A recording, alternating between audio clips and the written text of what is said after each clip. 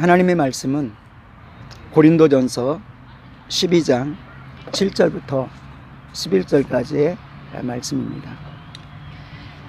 각 사람에게 성령을 나타내시면 유익하게 하려 하심이라. 어떤 사람에게는 성령으로 말미암아 지혜의 말씀을, 어떤 사람에게는 같은 성령을 따라 지식의 말씀을, 다른 사람에게는 같은 성령으로 믿음을, 어떤 사람에게는 한 성령으로 병 고치는 은사를, 어떤 사람에게는 능력 행함을, 어떤 사람에게는 예언함을, 어떤 사람에게는 영들 분별함을, 다른 사람에게는 각종 방언 말함을, 어떤 사람에게는 방언들 통역함을 주시나니 이 모든 일은 같은 한 성령이 행하사 그의 뜻대로 각 사람에게 나눠 주시는 것입니다. 아멘. 하나님께서는 우리를 구원하여 주실 뿐만 아니라 우리에게 영혼을 섬기라고 은혜를 주신 줄로 믿습니다. 아멘. 그것이 여러 가지 형태의 하나님께서 직분을 주시는 것이고, 또 마음속에 영적인 거룩한 부담을 주시는 것입니다. 그리고 하나님께서는 일꾼에게 너 예수 그리스도의 보혈을 성령으로 증거해야 돼. 그리고 귀신을 쫓아내야 되는데 성령의 충만을 받고 그리고 권능을 받고 나가야 돼. 그리고 또 우리에게 은사를 주셔서 은사를 통해서 살게 하시고 사역을 감당하게 하십니다. 그래서 은사라는 것은 하나님이 우리에게 일할 수 있는 영적인 무기를 주시는데, 은사는 여러 가지나 성령으로 주신다 라고 말씀드렸습니다. 그래서 우리는 하나님께서 우리에게 허락하신 그것을 붙들고 하나님의 뜻에 따라서 주어진다. 그리고 교회의 유익을, 영혼의 유익을, 그리고 사랑에 기반해야 된다. 이것이 떨어지면 교만하여집니다. 오히려 은사 준 것이 화가 되기도 하는 것입니다. 하나님께만 영광 돌릴 수 있는 그러한 믿음의 축복자 되길 축원합니다. 그래서 한 성령으로 지혜의 말씀이, 한 성령으로 지식의 말씀이, 그리고 한 성령으로 믿음이, 그리고 또 한 성령으로 병 고치는 은사가, 오늘 우리가 잠깐 생각해 볼 부분은 병 고치는 은사입니다. 예수님께서는 이 땅에 낮은 자, 연약한 자, 고통당하는 자 위에서 오셨고 귀신을 쫓아주셨고 그리고 질병을 치유하여 주셨습니다. 질병으로 고통당하는 영혼을 방관하지 아니하셨습니다. 또한 제자들을 파송할 때 귀신을 쫓아내고 모든 병을 치유하고, 이렇게 기록하고 있습니다. 모든 병을 치유하고 모든 약한 것을 해결해라. 내가 너에게 권능을 줄 것이다. 그리고 그들이 복음을 증거하니까 놀랍게 그곳에 귀신이 떠나갔습니다. 귀신이 떠나갔다고 보고를 하죠. 그런데 질병이 안 떠났겠습니까? 질병 떠나갔겠죠. 연약한 것들이 치유됐겠죠. 하나님께 영광을 돌립니다. 그리고 나서 부활하신 주님께서 또 사명을 맡기십니다. 믿는 자에게는 이러한 표적이 나타날 거예요. 귀신을 쫓으며 새 방언을 말하며 병든 자에게 손을 얹은 즉 나으리라 라고 말씀합니다. 그래서 우리가 믿으면, 그래서 우리는 이것은 하나님의 영적 법칙인 것을 우리가 축복으로 받으시길 원합니다. 아멘. 축복입니다. 믿으면 하나님의 역사가 일어나. 믿는 자에게 이런 표적이 나타날 거예요. 귀신이 쫓겨나고 새 방언을 말하고 병든 자에게 손을 얹은 즉 기도한 즉 나으리라. 병든 자가 있느냐? 너희 믿음의 사람들 초청해서 기도해 라고 말씀하시죠. 그래서 더러운 귀신을 쫓아내시고 병든 자를 치료할 능력을 주셔서 보내는 것을 마태복음 10장 1절 이하에 나타납니다.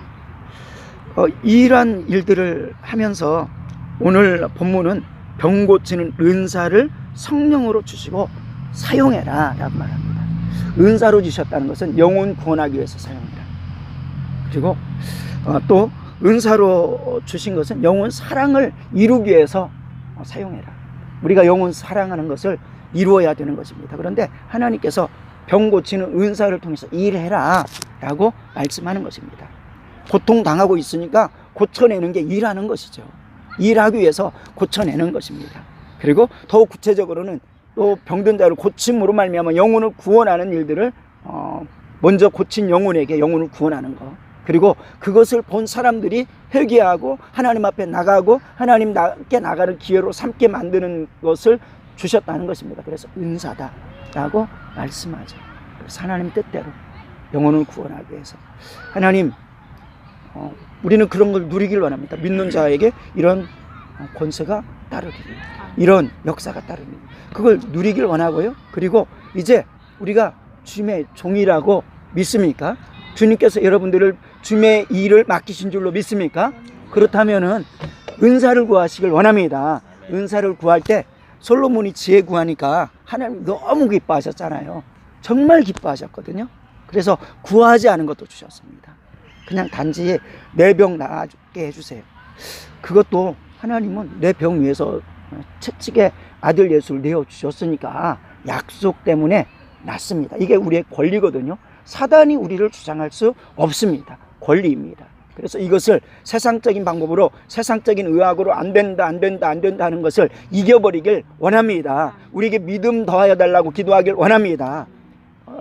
설사 이러한 자세로 내 자녀가 귀신 들렸는데 주님 앞에 나가서 할 수 있거든, 제자 못하니까 할 수 있거든, 좀 고쳐주십시오 하니까 주님께서 말씀하잖아요. 할 수 있거든이 무슨 말이냐, 믿는 자에게 능치 못함이 없느니라.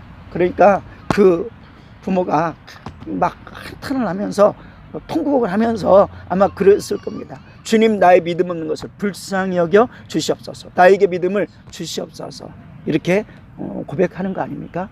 내 질병의 문제도 이렇게 구하길 원합니다. 하나님, 나를 불쌍히 여기시고, 그리고 거기서 이제 은사라는 것은 다른 영혼이 병들어서 아파하는 것을 불쌍히 여겨 주셔서 고쳐주세요. 이게 은사로 주어지는 것입니다. 그리고 그 은사를 통해서 그 영혼이 병 고쳐졌는데 지옥 가면은 그 뭡니까? 그래서 그 병 고침을 통해서 주님을 주로 시인하는 역사가 있어지는 것이 은사인 줄로 믿습니다. 이 은사를 구하는 것, 이때 그 은사를 구할 때 하나님이 기뻐하지 않겠어요? 그래서 그 은사를 구하기를 축원합니다. 여러분들이 사랑하면서 겸손히 두세 사람이 모여가지고 간절히 간구하고 기도할 때, 그래서 오늘 우리가 기도할 때 그러한 중보하는 기도를 드리길 원합니다. 믿는 모두에게 주시는 은혜, 건강할 수 있는 특권을 우리에게 주셨습니다. 그래서 이것은 저는 영적 법칙이라고 믿습니다. 그러니까 영적 법칙으로 지옥에서 건진받는 게 영적 법칙이잖아요. 십자가 사건을 믿으면 지옥에서 건진받습니다. 지옥에서 건진받는 게 쉬울까요? 질병에서 치유받는 게 쉬울까요? 둘 다 쉬워요. 둘 다 쉽죠. 근데 질병에서 고침받는 게 훨씬 가벼운, 더 쉬운 문제죠. 예, 아주 그건 뭐 똑같은 영적인 문제죠. 그래서 이런 부분들을 우리가 생각하면서 이거 당연한 권리야 라고 선포하고, 우리는 늘상 우술이라는 한계에 얽매여 있을 때가 있습니다. 근데 그것을 뛰어넘는 믿음을 달라고 기도하시기를 바랍니다. 채찍이 맞음으로 나음을 입었느니라. 그리고 그 약속대로 이루어졌죠. 그리고 베드로전서 2장에서는 또 마찬가지 말씀합니다. 나무에 달려서 우리의 저주를 담당하셨고 똑같이 반복해서 채찍에 맞음으로 너희가 나음을 입었느니라 라고 말씀했습니다. 이 권리가 우리에게 있는 것입니다. 그러면서 그렇다면은 하나님은 전능하신데 코로나 질병 왜 주셨을까? 우리가 생각해 볼 수도 있는 거거든요. 그리고 하나님은 전능하신데 우리 목사도 계속 사모가 당뇨 얘기하고 걱정하잖아요. 또 자전거 부주에게 타다가 넘어져서 수술도 받지 않습니까? 다친 거죠. 때때로는 지금은 없지만 무좀이 있어가지고 또 고생하기도 합니다. 여러 가지 질병이 있는 것이죠. 네, 그거 왜 하나님은 전능하신데 믿는다고 하는데도 허락하셨을까? 그것은 믿음이 없는 문제도 있고요.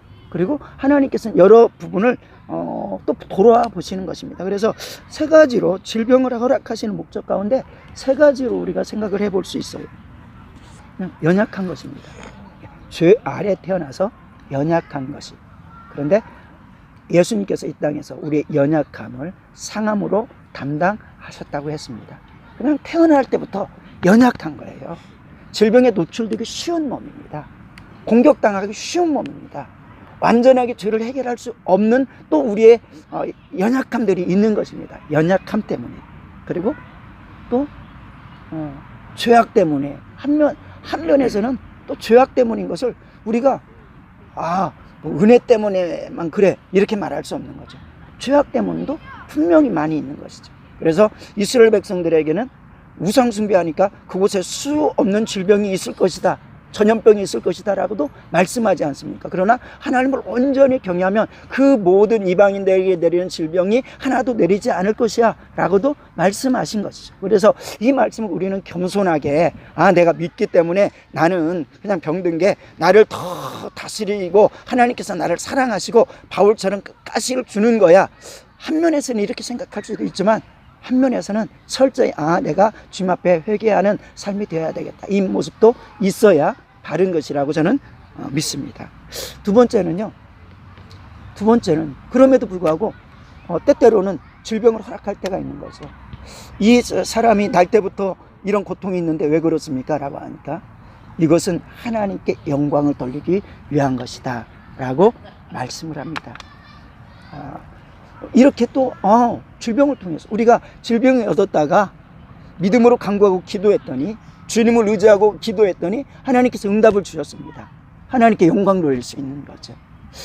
죽은 나사로가 살아납니다. 하나님께 영광을 돌릴 수 있는 거죠. 또 수많은 사람들이 복음으로 나가기도 하는 것입니다.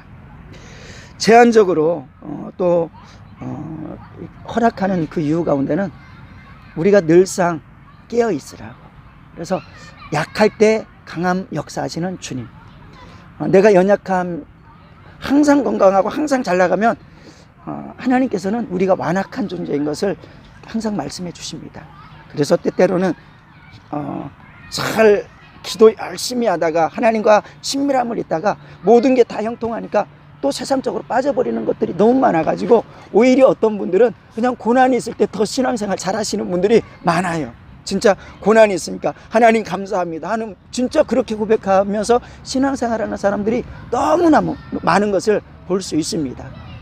그러면서 이 세 가지 통로를 통해서 하나님은 질병을 허락하신다. 그런데 믿지 않는 사람들은 마지막 기회로 하나님께서 책망하시면서 다스릴 수 있는데 그 기회를 놓치면 끝인 거죠. 그러나 믿는 사람에게는 죄 때문에 질병이 들어와도 감사한 거고, 왜? 회개할 수 있으니까. 그리고 하나님께 영광을 올리기 위해서 질병이 들어왔다면 그것도 감사한 거고, 왜? 하나님께 영광 돌릴 수 있으니까. 그리고 나에게 가시를 두어서 늘상 겸손하게 하나님을 의지하게 하신다면 그것도 감사한 거니까. 믿는 사람에게는 모든 것들이 협력하여 선을 이루게 되는 줄로 믿습니다. 질병 들어있는 것들조차도 감사한 조건이 되는 줄로 믿습니다. 그래서 믿는 사람에게는 사망은 없다. 우리 한번 따라서 합시다. 믿는 사람에게는 질병은 있어도 사망은 없다. 예, 축복이죠.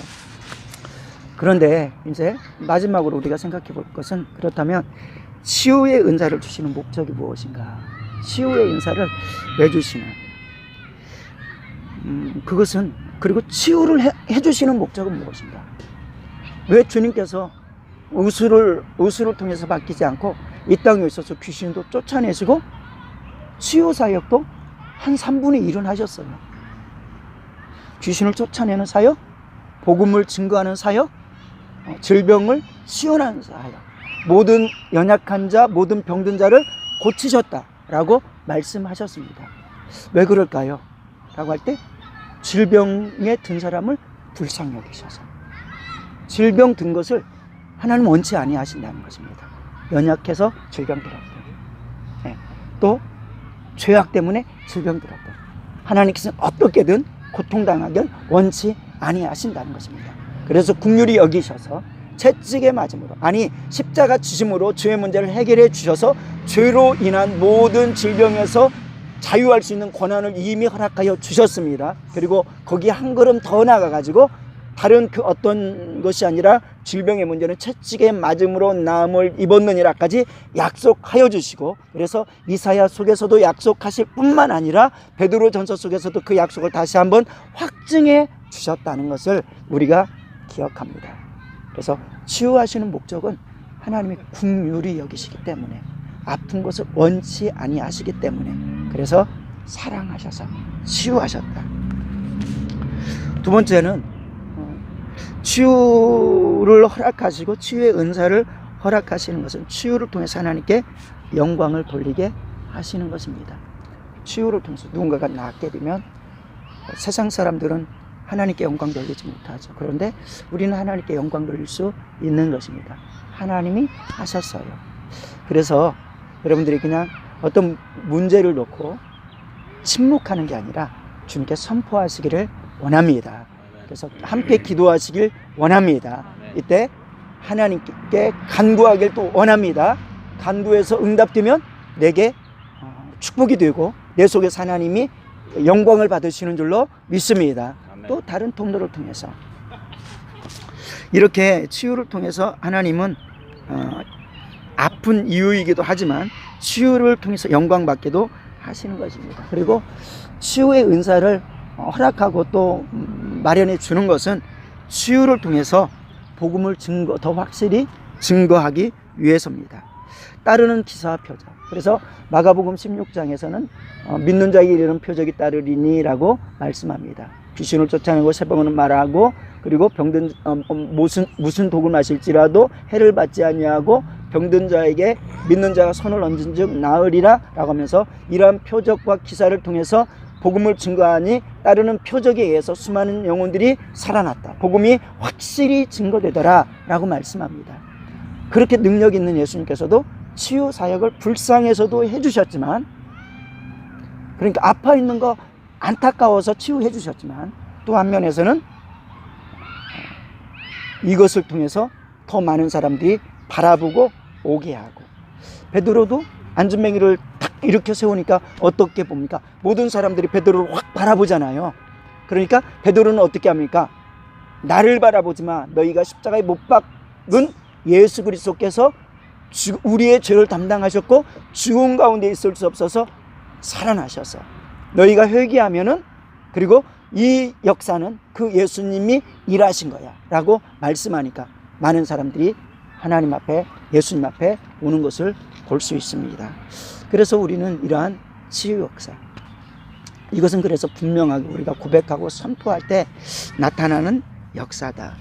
그러면서 은사를 생각할 때 치유의 역사, 그러니까 성령으로서 지혜의 말씀, 이 말씀이 있을 때 잘못해서 교만할 염려가 그렇게 많지 않아요.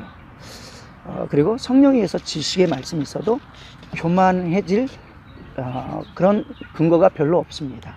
그냥 지혜가 넘치는 거죠, 성령에 의해서.